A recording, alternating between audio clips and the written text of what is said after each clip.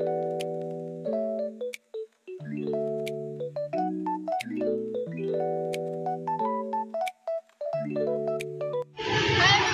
Alam mo ba na ang math hindi lang ginagamit sa school?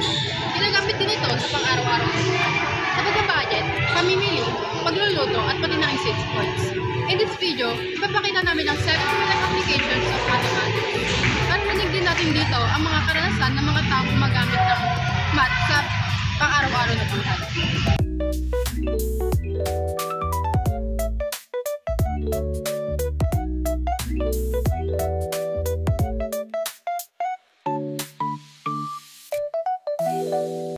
Ginagamit natin ang math sa pagbabudget ng ating allowance. Ito pumapasok ang addition at subtraction para malaman kung magkano pa ang natitira at kung gaano pa karami ang dapat itabi para sa savings.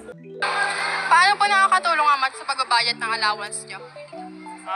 Nakakatulong ito sa pagbabudget ko sa araw-araw para umabot siya sa hanggang sa pagbibigay ulit ng allowance sa akin. Depende rin kasi sa pagkain binibili minsan o kaya sa pamasahe.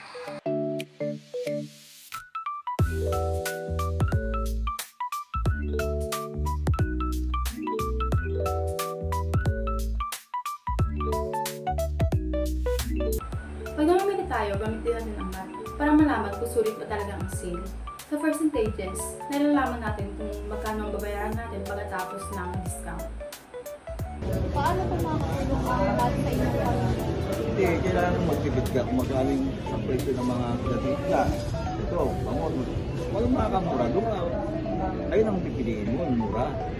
Puro mahal lang ang pipiliin mo, wala, hindi ka makakatipid.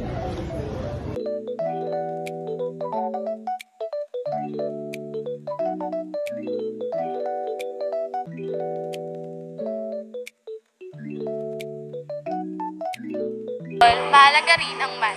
Ginagamit ito sa pag-record ng score, service, accuracy, attack, success rate. Kahit sa angles at timing, ginagamit rin ang geometry.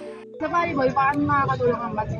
Ginagamit namin ito sa pag-track ng mga service percentage at mga errors para dito namin malalaman kung saan kami pwede mag-improve. Like spiking, digging, receiving, and blocking.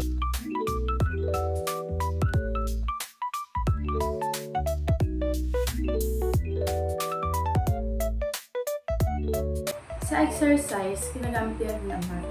Sa bawat galaw, kailangan natin bilangin ang repetition at sets. Ginagamit din natin dito ang oras upang malaman kung gaano katagal ang ating workout at pahinga. Paano nagagamit ang math sa pag-exercise? Nagagamit ko ang math sa pag-exercise para malaman ko ilang sets at rep na yung nagagawa kung kailan ito papahin.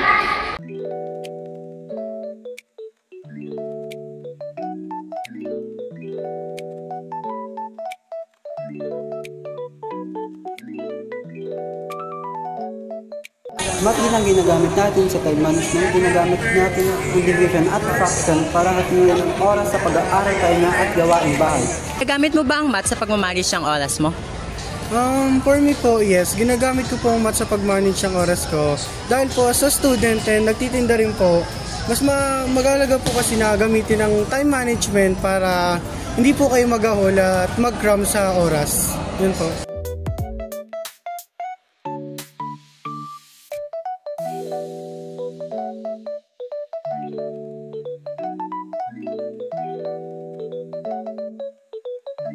Sa pagluluto at baking, math din ang bida. Ginagamit natin dito ang fractions at ratio para sa tamang sukat ng ingredients. Paano po ginagamit ng math kapag nagluluto ng baking? Kapag nag-bake ako, kinukwenta ko kung paano i-double or half ang recipe. Kung mali ang sukat, mali ang lasa. Thank you.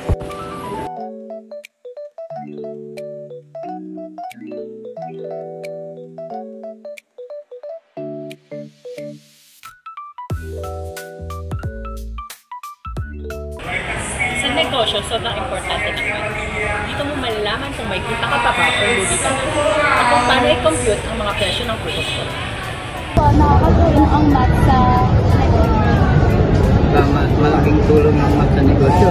Kailangan kasi marunong ka sa magkwenta, magsukli, at saka mag-total ng mga Kung bumibili kayo, bakit kayo yung mat? Kita nyo, lahat ng ginagawa natin ay math. Sa allowance, oras, negosyo, o pagluluto, lagi itong kasama. Math help us think logically, plan wisely, and live smarter.